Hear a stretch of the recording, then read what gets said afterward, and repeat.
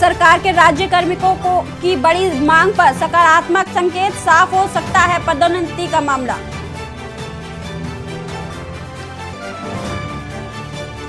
जोशीमठ में बीकेटीसी ने मदद को दिए 5 लाख रुपए। मुख्यमंत्री ने अध्यक्ष अजेंद्र अजय को बनाया विशेष प्रतिनिधि। मौनी अमावस्या आज, साल का दूसरा बड़ा स्नान पर्व। हरिद्वार में भोर से आस्था की डुबकी लगा रहे श्रद्धालु।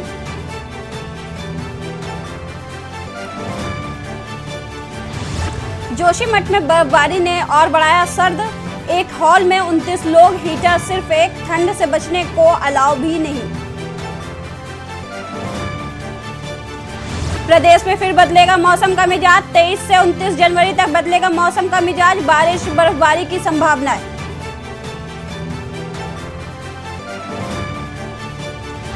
बद्रीनाथ की राह में बाधा बन सकता है दस्ता हाईवे। सरकार के लिए बड़ी चुनौती है मरम्मत का काम।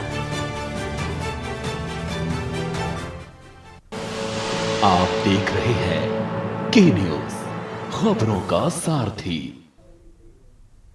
नमस्कार, खबर उत्तराखंड में आप सभी का स्वागत है। खबर लश्कर से, जहां एडवोकेट एसोसिएशन में मतदान जारी है। अध्यक्ष, उपाध्यक्ष व सचिव पद के लिए मतदान।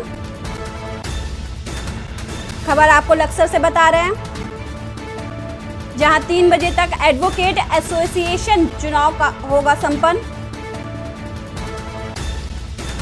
शाम 5 बजे तक तीनों पदों पर होंगे चुनाव परिणाम घोषित। खबर लश्कर से बता रहे हैं, जहां एडवोकेट एसोसिएशन में मतदान जारी है। अध्यक्ष, उपाध्यक्ष व सचिव पद के लिए मतदान हो रहा है। दोपहर 3 बजे तक एडवोकेट एसोसिएशन चुनाव होगा संपन्न।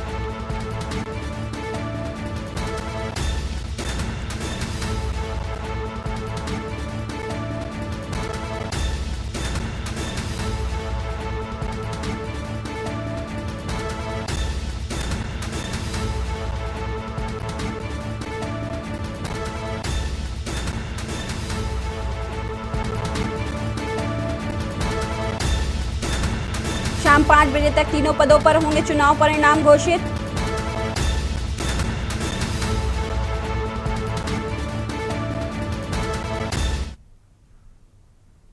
पौड़ी के गढ़वाल वरिष्ठ पुलिस अधीक्षक पौड़ी श्वेत चौबे द्वारा जनपद में सभी थाना चौकी प्रभारियों को नशा मुक्त जागरूकता अभियान चलाए जाने हेतु निर्देशित किया गया। इसके साथ ही सभी थाना चौकी प्रभारी को अपने क्षेत्र के अंतर्गत नशे की प्रवृत्ति पर प्रभावी अंकुश लगाए जाने हेतु नशीले पदार्थों के क्रय विक्रय पर रोकथाम हेतु निर्देशित किया गया। इसी के मद्देनजर थाना पैठाड़ी को सूचना मिली कि मजरा महादेव बाजार के पास लगातार अवैध शराब की बिक्री हो रही है। सूचना के आधार पर थाना अध्यक्ष के नेतृत्व में पुलिस टीम द्वारा मजरा महादेव बाजार में चेकिंग अभियान चलाया गया। अभियान के मद्देनजर पुलिस की टीम द्वारा अभियुक्त मग्न सिंह पुत्र उत्तम सिंह निवासी से मजरा महादेव बाजार के एक घर 9 पेटी अवैध शराब के साथ गिरफ्तार किया गया। थाना अध्यक्ष पैठाड़ी वीरेंद्र रमोला ने बताया कि अभियुक्त के खिलाफ आबकारी अधिनियम के तहत मुकदमा दर्ज कर कार्रवाई की जा रही है। सूचना प्राप्त हुई थी हमें अवैध शराब की तस्करी की, तो इसमें टीम लगाई गई थी थाना पैठानी से। तो लगभग 10 पेटी के करीब जो है शराब इसमें बरामद हुई है। इसमें एक्साइज एक्ट के तहत मुकदमा पंजीकृत किया गया है।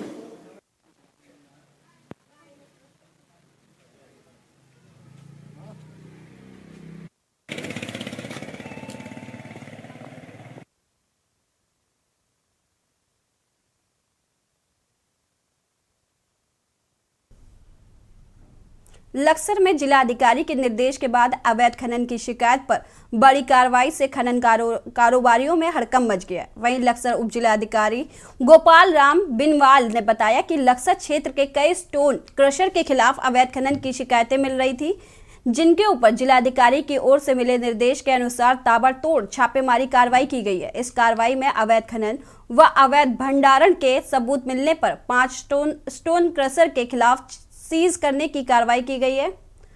Vanya stone crusher, Doon stone crusher, Surya stone crusher सहित 5 स्टोन क्रशर के खिलाफ कार्रवाई की गई है। कार्रवाई के दौरान राजस्व विभाग की टीम, खनन विभाग की टीम, क्षेत्रीय किसान मौजूद रहे। इस कार्रवाई में 5 स्टोन क्रशर को सीज किया गया है। सभी के पास अवैध खनन व अवैध भंडारण पर्याप्त मात्रा में मिला है। सील करने के बाद रिपोर्ट बनाकर जिलाधिकारी महोदय को प्रेषित की जा रही है।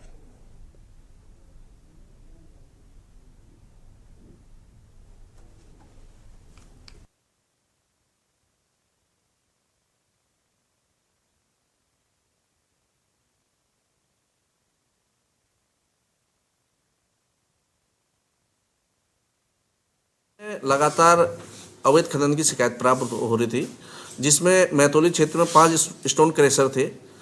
सभी स्टोन क्रशरों को पाँचों स्टोन क्रशरों को सील कर दिया गया है और इसके साथ साथ इनके जो रवन्य जारी हो रहे थे, पोर्टल भी खान अधिकारी द्वारा बताया गया कि वो भी बंद कर दिए गए हैं और इसकी विधिवत जांच की जाएगी और कितने इनके पास जो अवैध रूप से मटेरियल इन्होंने कलेक्ट किया है, कितना किया गया है और कितना इनके पास पहले से स्टॉक था, इसके भी जांच करने के बाद जो भी नियमानुसार इसमें जुर्माने की कार्रवाई होगी। इसकी रामनगर कोतवाली पुलिस ने मुखबिर की सूचना पर एक आरोपी को गिरफ्तार कर उसके कब्जे से 32 बोर 6 राउंड का एक देसी रिवॉल्वर, 2 जिंदा कारतूस बरामद करने में सफलता हासिल की है। कोतवाल अरुण कुमार सैनी ने जानकारी देते हुए बताया कि कोतवाली के एसआई विजयपाल ने पुलिसकर्मियों के साथ मुखबिर की सूचना पर ग्राम बसंत विहार चोरपानी निवासी हिमांशु रावत को अवैध देसी रिवॉल्वर के साथ गिरफ्तार किया है। उन्होंने बताया कि आरोपी के खिलाफ संबंधित धाराओं के तहत मुकदमा दर्ज करते हुए कार्रवाई की जा रही है।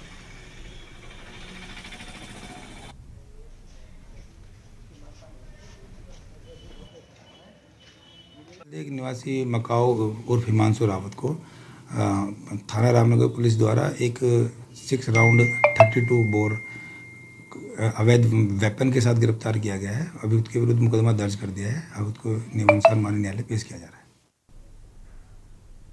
है। रामनगर कोतवाली पुलिस ने नशे के खिलाफ अभियान चलाते हुए 2 नशे के सौदागरों को गिरफ्तार किया। उनके कब्जे से नशे के अवैध 90 इंजेक्शन बरामद किए। घटना की जानकारी देते हुए कोतवाल अरुण कुमार सैनी ने बताया कि कोतवाली के एसआई अनीश अहमद ने मुखबिर की सूचना पर पुलिसकर्मियों के साथ नागा बाबा मंदिर के समीप खाली पड़े एक प्लॉट से ग्राम बसोड तहसील जिला अल्मोड़ा निवासी दिनेश ठाकुर एवं रामनगर के इंदिरा कॉलोनी निवासी रवि नेगी को 90 नशे के इंजेक्शन के साथ गिरफ्तार करते हुए इनके खिलाफ संबंधित धाराओं में मुकदमा दर्ज कर उन्हें कोर्ट में पेश करने की कार्रवाई की गई है। कोतवाल ने बताया कि नशे के खिलाफ रामनगर पुलिस का यह अभियान लगातार जारी रहेगा।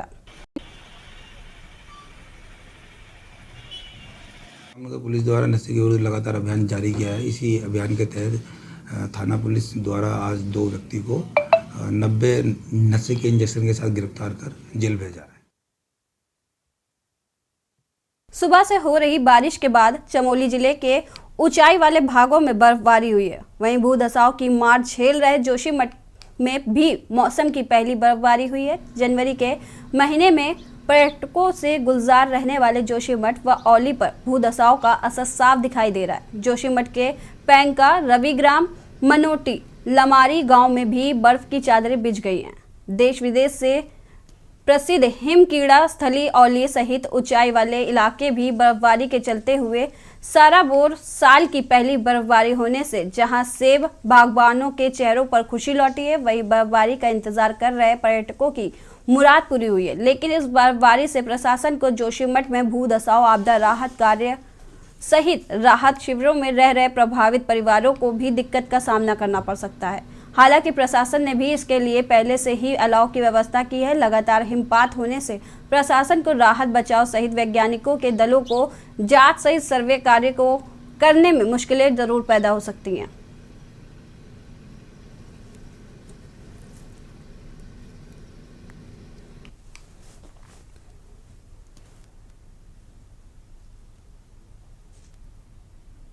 पौड़ी जिले यमकेश्वर विधानसभा के द्वारीखाल ब्लॉक के अंतर्गत ग्राम पंचायत चमोली गांव में द्वारकीखाल ब्लॉक प्रमुख महेंद्र सिंह राणा ने क्षेत्र पंचायत विकास निधि से निर्मित टीन शेड का विधिवत उद्घाटन किया, जिससे स्थानीय जनता में खुशी नजर आई।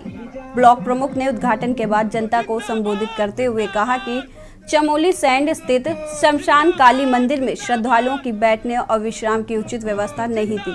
ऐसे में जनता की मांग पर यहां टीन शेड का निर्माण कराया गया है, जिससे भक्तों को बैठने की उचित व्यवस्था अब आसानी से यहां मिल सकेगी।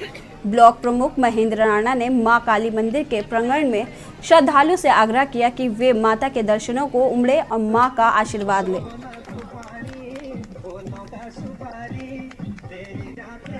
आज हंस फाउंडेशन जो हॉस्पिटल है उनके बगल में ही शमशान काली मंदिर है और वहीं पे एक आज नज़दीक ही एक हमने जो ब्लॉक द्वारा शेड निर्माण किया है, जिससे भक्तजनों को उनको जो हॉस्पिटल में लोग आते थे उनको बैठने में बड़ी दिक्कतें होती थी। तो आज हम उसका उद्घाटन कर रहे हैं और जिससे सभी लोगों को उसका बेनिफिट मिलेगा और उस क्षेत्र के लिए एक बड़ी सौगात होगी। टिहरी जनपद के बालगंगा तहसील में देर रात्रि को छतियारा खवाड़ा मोटर मार्ग पर मैक्स वाहन सड़क से स्लिप होकर घर की छत पर गिर गया। वाहन से सिर्फ चालक ही सवार था, जबकि बताया जा रहा है कि वाहन चालक को सिर पर गंभीर चोट बताई जा रही है। वहीं ग्रामीण के केसर सिंह पवार ने बताया कि छतियारा खवाड़ा मोटर मार्ग की स्थिति काफी खस्ता हाल है। इस सड़क पर जगह जगह दीवारें टूटे रखी हैं और गड्ढे पड़े हैं। वहीं मोटर मार्ग पर कहीं भी सेफ्टी गार्डन भी नहीं है। वहीं उन्होंने वाहन दुर्घटनाग्रस्त का कारण भी सड़क की टूटी दीवार बताया। उन्होंने कहा कि खस्ता हाल मोटर मार्ग पर आए दिन कई दुर्घटनाएं हो चुकी हैं, लेकिन लोक निर्माण विभाग कहीं सो रखा है। के कारण हुई है। नंबर एक, जैसे ये पुस्ता बहुत दिनों से, बहुत महीनों से टूटा हुआ है, सालों से, महीनों से क्या, सालों से टूटा हुआ है। अगर ये पुस्ता होता तो शायद ये गाड़ी नीचे नहीं जाती। तो ये सारी किसकी कमी है? PWD की कमी है। ठीक है जी। और इस रोड पे यहाँ से लास्ट तक जाएं तो गड्ढे देखो, दीवारें देखो, हर जगह जो है टूटे हुए हैं। खैर गड्ढा तो क्या बोलें, गड्ढा तो नई चीज़ तो है नहीं है। ठीक है। और ये दीवार अगर पहले लगी होती तो इसको कम से कम साल से ऊपर हो गया है कि जो कि ये दीवार टूट चुकी है। सेफ्टी गार्ड है, इसमें सेफ्टी गार्ड लग जाते या मान लीजिए कुछ पहले काम हो जाता तो ये घटना आज नहीं होती। उत्तराखंड में मौसम ने अपना रंग दिखाना शुरू कर दिया है। जोशीमठ में सुबह 4 बजे से ही जमकर बर्फबारी हो रही है। इस बर्फबारी से वहां की परेशान जनता की मुश्किलें और बढ़ गई हैं। वहीं बड़ी संख्या में लोग राहत शिविरों में सुबह से ही हो रही बर्फबारी नगर के सुनील परसारी नोग डाडो अपार बाजार सहित पैंका रविग्राम मनोटी लामारी गांव में भी बर्फ की सफेद चादर बिछी हुई है। हिमक्रीड़ा स्थलीय औली सहित ऊंचाई वाले इलाके भी बर्फबारी के चलते हुए साल की पहली बर्फबारी होने से जहां सेब बागबानों के चेहरे पर खुशी लौटी है, वहीं बर्फबारी का इंतजार कर रहे पर्यटकों की मुराद पूरी हुई है। देखिए खास रिपोर्ट। 2 दिन के बाद दिल्ली दौरे से लौटे सीएम पुष्कर सिंह धामी ने बताया कि उन्होंने जोशीमठ को लेकर रिपोर्ट गृह मंत्री को सौंप दी है, जिसके बाद उन्होंने हालात जानने के बाद जोशीमठ के लोगों के लिए मदद का भरोसा दिलाया और कहा कि जितना जल्द से जल्द हो सके लोगों को आर्थिक मदद दी जाएगी। वहीं पुष्कर सिंह धामी का कहना है कि जोशीमठ को लेकर 6 टीम लगातार पूरे इलाके का आकलन कर रही है ताकि इसका सही पता लगाया जा सके कि कितना नुकसान हुआ है और लोगों की मदद की जा सके। इतना ही नहीं, सरकार की कोशिश है कि लोगों को ज्यादा परेशानी ना हो, इसके लिए लगातार समीक्षा भी की जा रही है। माननीय गृह मंत्री जी ने पूरी रिपोर्ट देखी है, उनको सारी बिंदुओं से मैंने अवगत कराया है।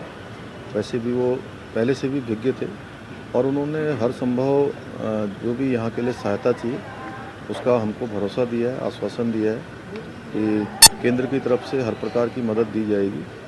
और अभी सभी प्रकार के जो आकलन हैं वो कर रहे हैं। 8 एजेंसियाँ वहाँ पर अपना आकलन कर रही हैं, अपना सर्वेक्षण कर रही है, क्योंकि एक प्रारंभिक रूप से जो हम लोगों को अभी वहाँ के प्रभावित लोग हैं उनकी आवश्यकता के लिए, उनकी ज़रूरत के लिए, उनकी मदद के लिए जो भी चाहिए उस पर हम लोग काम कर रहे हैं। वहीं उत्तराखंड में मौसम के बिगड़े हुए हालात को देखते हुए मुख्यमंत्री पुष्कर सिंह धामी ने कहा कि मौसम के हालात सही नहीं है, लेकिन सरकार की कोशिश है वक्त रहते लोगों को मदद दी जा सके। इसके लिए अधिकारियों को जरूरी दिशा निर्देश भी दिए गए हैं। मौसम चूँकि अब ये तो एक प्राकृतिक वो है, लेकिन हम लोग हर प्रकार से तैयार हैं कि लोगों की जान माल की सुरक्षा हर स्थिति में करेंगे। कल अपने शीर्ष नेताओं के साथ जोशीमठ के दौरे पर गए कांग्रेस के प्रदेश अध्यक्ष करण मेहरा ने प्रेस वार्ता कर जोशीमठ के हालातों पर चिंता जताते हुए सरकार को सचेत किया है। करण मेहरा का मानना है कि पीड़ितों को पैसा दिया गया है वहां से अपने सामानों को ले जाने के लिए, लेकिन वहां की जनता ऐसी बर्बादी में कैसे और कहां जाएगी। वहीं राहत सामग्री बांटने से लेकर पीपल कोठी में उनके रहने को लेकर कोई भी व्यवस्था सरकार के पास नहीं है, इसलिए अब पहाड़ का व्यक्ति भी मैदान में बसने की बात कर रहा है। हिमालय को लेकर चिंता जताई है और अनेकों पर्यावरणविद, जूलॉजिस्ट और जो स्पेशलिस्ट हैं उन लोगों की जो चिंताएं हैं उसको मैंने आपके बीच में बांटने का काम किया। और सरकार के जो इंतजामात हैं मैं उनको काफ़ी मानता हूं। कल रात वहां बर्फ भी गिरी, आपकी जानकारी में है। लोगों को पैसा दिया गया जो 50,000 रुपया सामग्री हटाने के लिए, लेकिन वो ले कहाँ जाएंगे ये चिंता का विषय। और राहत सामग्री में जो बांटने में जो लोगों के संग भेद किया जा रहा है, भेदभाव रखा जा रहा है, वो भी चिंता का विषय है। आम आदमी पार्टी के वरिष्ठ नेता जोत सिंह बिष्ट का कहना है कि जोशीमठ में लगातार बढ़ते भूदसाव को लेकर भूवैज्ञानिकों पर सरकार का दबाव होने की वजह से वहां का सर्वे सही नहीं हुआ। यही वजह है कि अभी तक भूदसाव को लेकर कोई भी सटीक रिपोर्ट निकल कर नहीं आई। अब भले ही जोशीमठ की जनता को सरकार पीपल कोठी में बसाए या फिर अन्य स्थान पर, लेकिन उससे पहले जमीन के अंदरूनी से लेकर बाहरी हिस्से तक का सर्वे आना बेहद जरूरी है, नहीं तो सरकार को आने वाले समय में पूरे जोशीमठ को ही विस्थापित करना पड़ेगा। भूगर्भ विज्ञानियों ने अगर सरकार के दबाव में जोशीमठ का भूगर्भीय सर्वेक्षण न किया होता, अगर सही सर्वेक्षण किया होता तो आज जोशीमठ के हालात ऐसे नहीं होते। जो एनटीपीसी कंपनी ने अपनी टीबीएम मशीन को बाईपास टनल के माध्यम से निकालने का जो प्रयास किया, उसका परिणाम आज जोशीमठ की हालत है। अब पीपल कोठी में बसाएंगे या गोचर में बसाएंगे या कहीं और बसाएंगे, उससे पहले उसका ज्योलॉजिकल सर्वे हो जाना चाहिए और उसकी जो क्या कहते हैं जमीन की धारक क्षमता कितनी है उसका सर्वे हो जाना चाहिए। सरकार के सामने मौसम की मार एक बड़ी चुनौती है। मौसम विभाग के निदेशक विक्रम सिंह ने उत्तराखंड में मौसम की हलचल को लेकर पूर्वानुमान जारी किया। मौसम विभाग के मुताबिक आने वाले कुछ दिनों में प्रदेश में बारिश और बर्फबारी हो सकती है।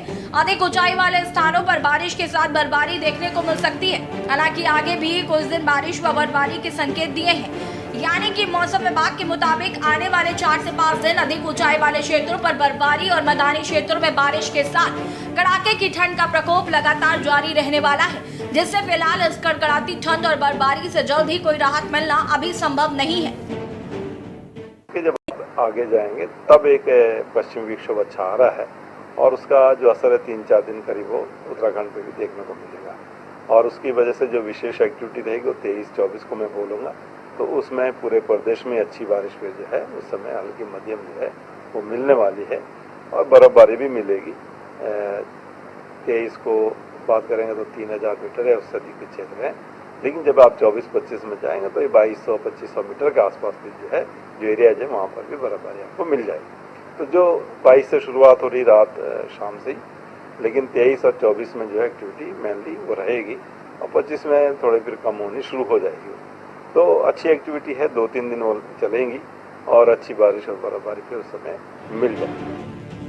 लगातार प्रदेश के मुखिया हर संभव मदद देने का आश्वासन जोशीमठ को जनता को दे चुके हैं और राहत एवं बचाव कार्य से लेकर तमाम व्यवस्थाओं पर सरकार लगातार प्रयास भी कर रही है, लेकिन देर रात से हो रही बर्फबारी ने राहत बचाव के साथ वहां की जनता की परेशानी जरूर बढ़ा दी है। आपको बता दें कि अब तक 849 घरों में दरारें आ चुकी हैं, जिसमें असुरक्षित भवनों की संख्या 181 हो चली है और अब तक 865 लोगों को विस्थापित भी सरकार द्वारा कर लिया गया है, जिसके साथ प्रभावितों को पीपल कोठी में बसाने को लेकर सरकार की तरफ से कोशिश की जा रही है। देहरादून से राजेश वर्मा की रिपोर्ट।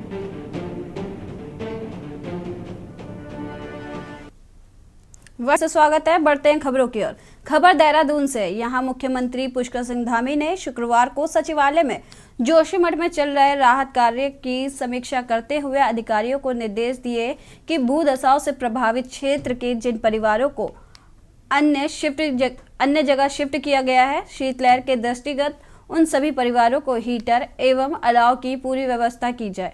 मुख्यमंत्री ने सचिव आपदा प्रबंधन को निर्देश दिए कि जोशीमठ के प्रभावित क्षेत्र के लोगों को पुनर्वास एवं अन्य आवश्यक व्यवस्थाओं के लिए कितनी धनराशि की आवश्यकता होगी, इसका गहनता से आकलन किया जाए। जिलाधिकारी चमोली से लगातार समन्वय रखकर एवं स्थानीय लोगों के सुझावों के आधार पर सभी बिंदुओं को ध्यान में रखकर आकलन किया जाए। मुख्यमंत्री ने अधिकारियों को निर्देश दिए कि जोशीमठ के प्रभावित क्षेत्र से जो लोग विस्थापित होंगे उनको स्वरोजगार से जोड़ने के लिए भी विस्तृत योजना बनाई जाए। यह सुनिश्चित किया जाए कि जो लोग विस्थापित होंगे उनकी आजीविका प्रभावित न हो।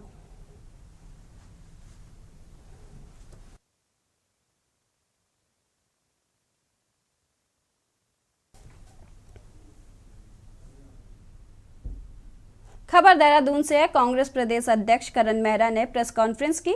जोशीमठ और कर्णप्रयाग के भ्रमण के बाद करण मेहरा ने प्रेस कॉन्फ्रेंस की।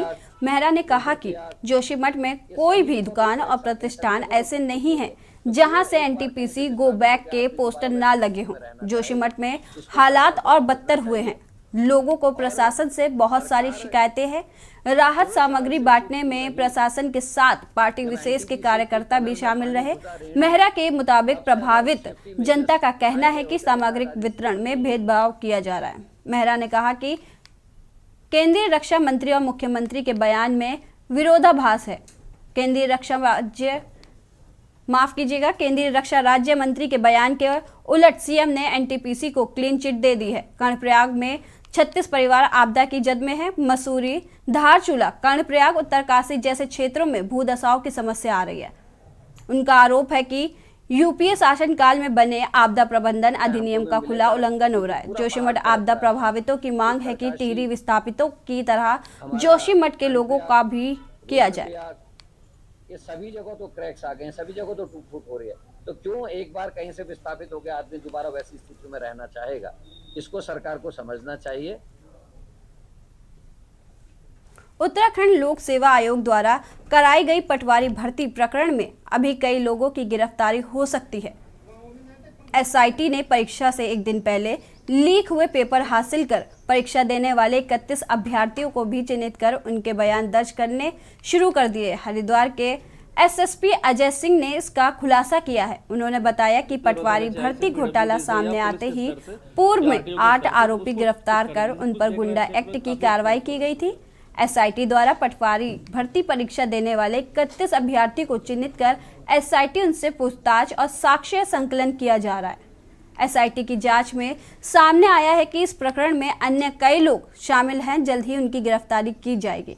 एसएसपी अजय सिंह ने यह भी बताया कि एक अभ्यर्थी से 7 से 8 लाख रुपए नकल माफियाओं ने लिए थे, लेकिन अभी सारा पैसा रिकवर नहीं हो पाया है।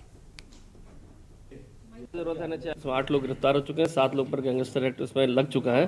साथ ही साथ इसमें 31 अभी परीक्षार्थियों का पता चला था जो इस परीक्षा में कहने के अनुचित साधनों का प्रयोग किया गया था उनके द्वारा पूर्व में, तो इसके लिए उन 31 को ऑलमोस्ट आइडेंटिफाई हमारी टीम ने कर लिया है। अब चूंकि उनके बयान और साक्ष्य संकलन की कार्रवाई चल रही है, इसमें अन्य लोग के भी शामिल होने की पूर्ण संभावना के संकेत मिले हैं जो अभी जांच में आया है, और जल्दी अतिशीघ्र जो है उनकी गिरफ्तारी के लिए भी टीमें जो साक्ष्यों के आधार पर की जाएंगी। साथ ही साथ सभी छात्रों को एक एक करके यहाँ पर बुलाकर इसके बयान भी दर्ज किए जा रहे हैं। जो प्रक्रिया शुरू हो गई है, तो आने वाले समय में सारी चीज़ें स्पष्ट हो पाएंगी कि इसके अलावा भी अन्य कोई लोग शामिल थे या अभियुक्त अन्य लोग शामिल थे, षड्यंत्र में और कोई तो नहीं था।